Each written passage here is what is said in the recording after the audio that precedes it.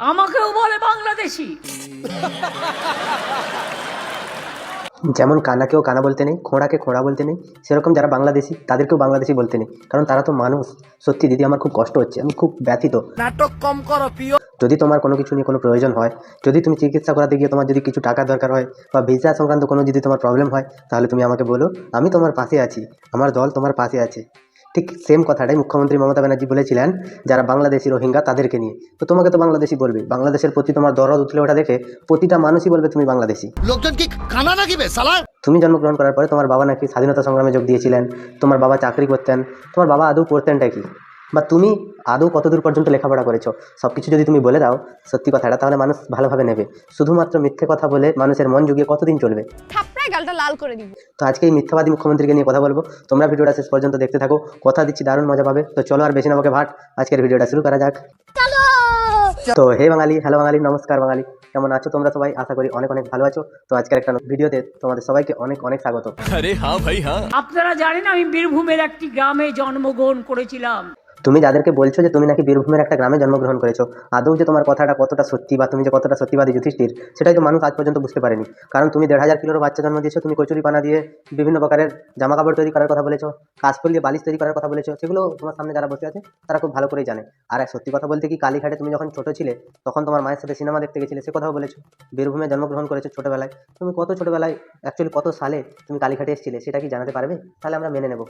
ঢপবাজি চিটিংবাজি দুটোর মাঝখানে যদি কেউ দাঁড়িয়ে থাকে সেটা হচ্ছে মুখ্যমন্ত্রী মমতা ব্যানার্জি, আর কেউ নয়।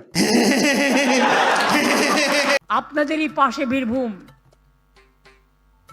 এবং গ্রামটা আমি খুব ভালো চিনি বলে আমাকে জন্মের পরেই সঙ্গে সঙ্গে কলকাতায় নিয়ে এসেছিল। মুখ্যমন্ত্রী মমতা ব্যানার্জি তাকে জন্মের পরে তার বাবা কলকাতায় নিয়েছিলেন। তিনি জন্মেই তার নাকের গন্ধটা এতটা তিনি শুনতে পারতেন যে তিনি নাকের গন্ধতেই বলে দিতেন গ্রামের পরিবেশ কেমন, প্রকৃতি কেমন, গ্রামের পরিবেশে কতটা পরিমাণে দূষিত বায়ু আছে, সব কিছু তিনি বলে দিতে পারতেন। না হলে জন্মের পরে একটা মানুষকে কলকাতায় নিয়ে এলো, সে আবার কলকাতা থেকে আবার চলে গেল গ্রামে, সেখানটায় থাকলো, সেখানটায় আবার খেললো, এখানটায় কলকাতায় পড়াশোনা করলো, মানে তিনি যে কী করেছেন আদৌ তিনি জানেন না। তো এসআইআরে মুখ্যমন্ত্রী মমতা ব্যানার্জির নাম থাকবে কি থাকবে না, ও ভগবান আল্লাহ তারাই জানে।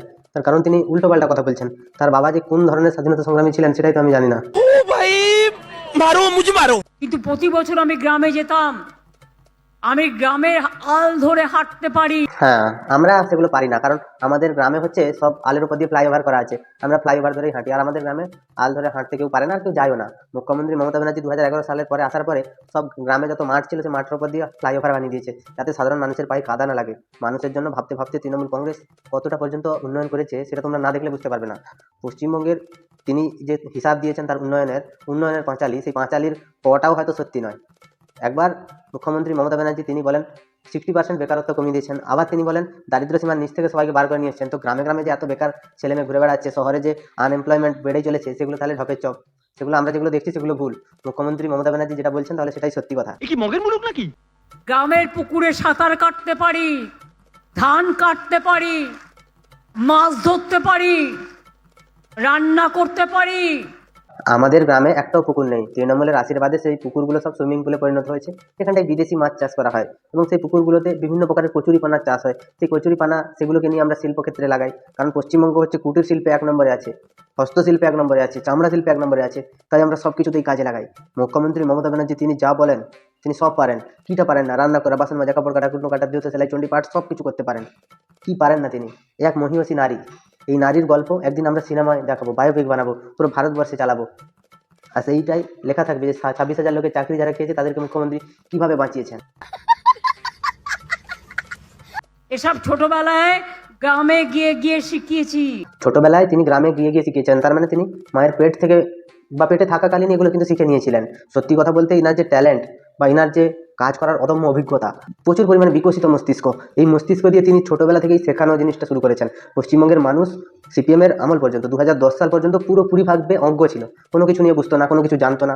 পরে মুখ্যমন্ত্রী মমতা ব্যানার্জি তার যখন জন্ম হলো ততদিন থেকে তিনি মাদার টেরেসার সাথে দেখা করলেন, দেখা করার পর থেকেই তিনি নাকি সবাইকে শেখাতে শুরু করেছেন।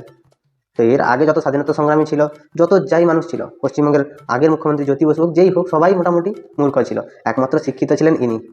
তাই ইনার হিন্দিটা এত সুন্দরভাবে বলতে পারেন, ইংলিশটা এত ভালো বলতে পারেন, তিনি সব ভাষা তো জানেন মোটামুটি। কোন ভাষায় তর্ক করতে চাও এসো দেখিয়ে দেবে। মাদারের বাচ্চা। এবং তাই আমি মনে করি সেই মেধাই আসল মেধা, যে জন্মায় মাটির ঘরে। আর সেই চোরই আসল চোর, যে চুরি করার পরে সব প্রমাণ লোপাট করে দিতে পারে। সেই চোরই আসল চোর, যারা আর্জি কর ভাঙতে পারে এবং তার বিরুদ্ধে সব প্রমাণ লোপাট করে দিতে পারে।